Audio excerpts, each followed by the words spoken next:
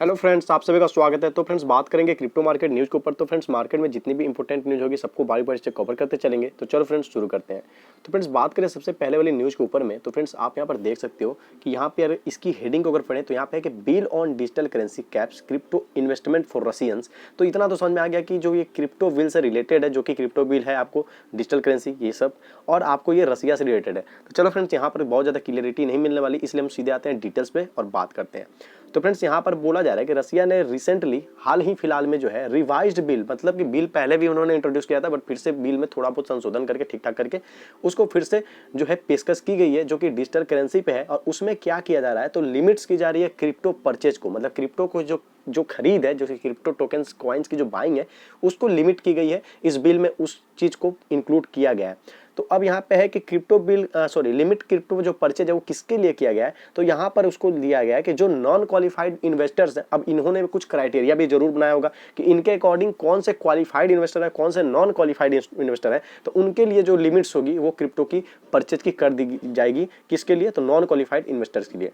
तो अब यहाँ पे कि while providing legal ground for some crypto currency payment, जैसे कि क्रिप्टो करेंसी पेमेंट से लिए जो लीगल आपको ग्राउंड या लीगल जो गाइडलाइंस वगैरह रूल फॉलो करना होगा, उसी हिसाब किताब पे नॉन क्वालिफाइड इन्वेस्टर वगैरह जो भी छाट छटिया करे जाएंगे।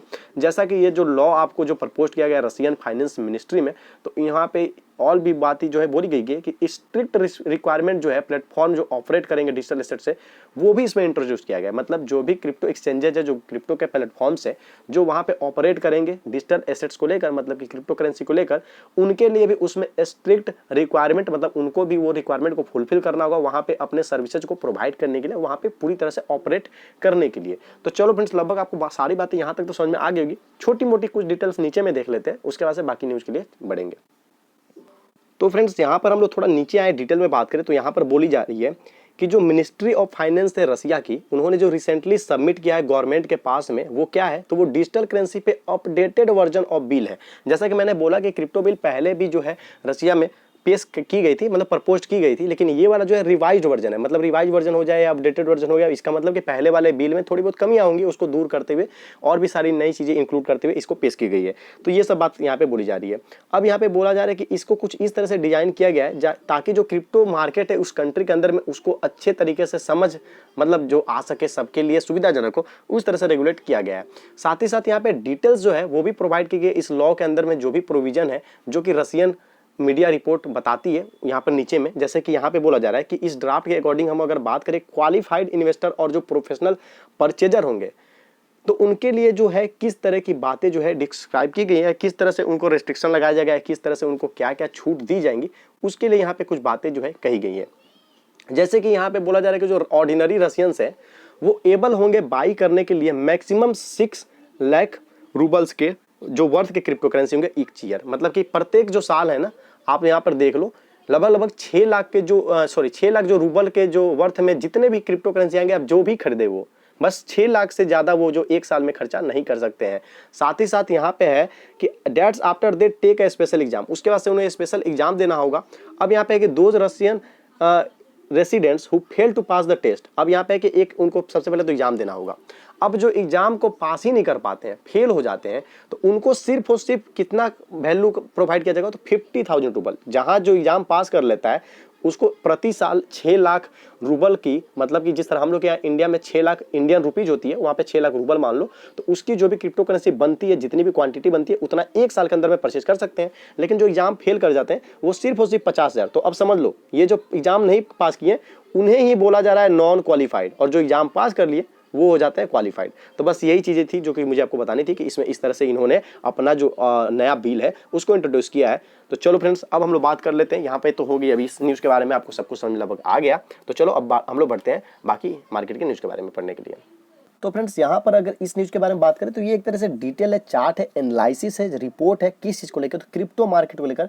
तो यहाँ पर बोला जा रहा है कि जो bitcoin.com एक्सचेंज है उस मार्केट की जो इनसाइड्स रिपोर्ट है, इनसाइड मतलब होता है लेखा जोखा मान लो, तो वो रिपोर्ट है अप्रैल 2022 की, जैसा कि इस पिक्चर में आप देख सकते हो। थोड़ा सा हम लोग नीचे आते हैं तो जैसा कि यहाँ पे बोला जा रहा है कि $48,000 की जो आपको की रेजिस्टेंस है उसको फिलहाल बीटीसी ने टेस्ट किया था जिसको वो अच्छे से ब्रेकआउट नहीं कर पाया, जैसे कि इनका बोलना है कि लास्ट सितंबर में भी इस रेंज में बिटकॉइन जो है पहुंचा हुआ था, लास्ट सितंबर मतलब सॉरी लास्ट ईयर के। अब यहाँ पे बात की जा रही है कि ये जो फेल रहा इस रेंज में, और अभी आपको पता है कि इस रेंज में जो है स्ट्रगल करते हुए देखने को मिल रहा है। तो चलो फ्रेंड्स अब नीचे आते हैं फटाफट से, ज़्यादा यहाँ पे टाइम नहीं लगाते हैं। अब कुछ यहाँ पे कॉइन वगैरह के बारे में बताया जा रहा है, कौन से कॉइन किस तरह से परफॉर्म किए।